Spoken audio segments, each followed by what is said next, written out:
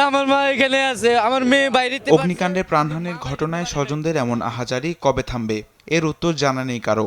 মাকে খুঁজে না পেয়ে ফায়ার সার্ভিসের গাড়ি ধরে বসে আছে এই যুবক, কিন্তু এখনো জানেন না তার মা বেঁচে আছে কি নেই। ভাই আমার আম্মা আজকে সকালবেলায় আসছে ভাই, আমার বন্ধু ফোন দিয়ে বলতেছে এরকম গলিতে আগুন লাগছে, যে জায়গায় আগুন লাগছে ওই জায়গায় তো আম্মা কাজে গেছে। পরে আর আমি ফোন দিতেছি এই মোবাইল বন্ধ, এই পর্যন্ত আর কোনো খোঁজ খবর নাই ভাই। ছোট এই শিশু নিজেও দাদির সঙ্গে কাজ করত কারখানাটিতে। আগুন লাগার কিছু আগে বের হলেও থেকে যায় দাদি। এখন বাবাকে সঙ্গে নিয়ে এসেছে দাদির সন্ধানে। আমার মা দাদি বাইরেতে পারছে, আমার মা বাইরেতে পারে নাই। আমি বাইরে ছিলাম, ভিতরে অনেক মানুষ ছিল, সবাই বাইরে পারেনি, অল্প কয়েকজন মানুষ আছে। দক্ষিণ কেরানীগঞ্জের আমবাগিচা এলাকার মেসার্স ইশার গ্যাস কারখানায় এর আগেও আগুনের ঘটনা ঘটে। বৈধ কাগজপত্র না থাকলেও প্রশাসনকে ম্যানেজ করে অবৈধভাবে চলছিল কারখানাটি, এমন অভিযোগ স্থানীয়দের।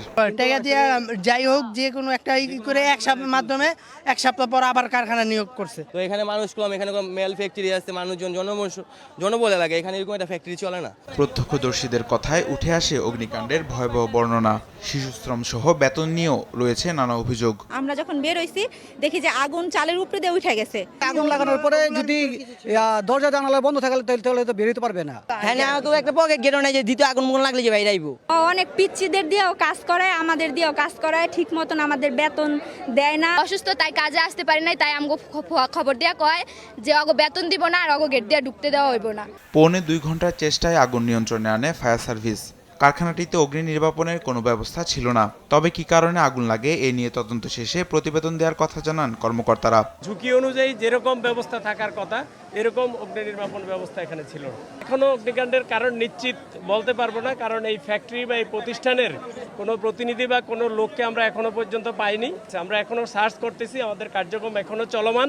আগুন নিয়ন্ত্রণে আনার পর কারখানার ভেতর থেকে উদ্ধার করা হয় 5 শ্রমিকের মরদেহ। নিহতদের দাফনের জন্য নগদ অর্থ সহায়তা দিয়েছে উপজেলা প্রশাসন। কারখানাটির কোনো বৈধ কাগজপত্র ছিল না বলে জানান নির্বাহী ম্যাজিস্ট্রেট। দাফনের জন্য সরকার নির্ধারিত 25,000 টাকা যেটা আছে তাদের প্রাথমিকভাবে জনপ্রতি, সেটা আমরা তাদেরকে দিয়ে দিব। ঘটনাস্থল পরিদর্শন করে ঢাকা জেলা বিএনপির সভাপতি নিপুণ রায় বলেন, দায়ী ব্যক্তিদের বিরুদ্ধে নেওয়া হবে আইনি ব্যবস্থা। এই কারখানার যিনি মালিক আছেন তাকে আইনের আওতায় নিয়ে আসতে হবে, এবং এই কারখানার জন্য যিনি ভূমি ভাড়া দিয়েছেন তাকে আইনের আওতায় নিয়ে আসতে হবে। আগুনের ঘটনায় দগ্ধ একজন নারীসহ 3 শ্রমিককে উদ্ধার করে হাসপাতালে পাঠিয়েছেন স্থানীয়রা।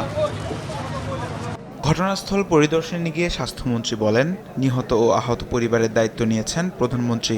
আহতরা যেন সর্বোচ্চ চিকিৎসা পায় সেজন্য ডাক্তারদের নির্দেশনাও দিয়েছেন। উনি এই ঘটনায় যারা আহত তাদের সার্বিক সমস্ত দায়িত্ব গ্রহণ করেছেন। ওনাদের চিকিৎসার দেখভাল করতে যত রকম টাকা পয়সা লাগবে মাননীয় প্রধানমন্ত্রী সম্পূর্ণরূপে তা বেয়ার করবেন। যারা আহত আছে প্রত্যেকের চিকিৎসার ব্যবস্থা করা হবে এবং এটা আইনানুগ ব্যবস্থা গ্রহণ করা হবে। কিভাবে সে এটা খুলেছিল অবৈধভাবে আগে একটা আগুন লাগার পরেও। তামিম মাহবুব, দেশ টিভি, ঢাকা।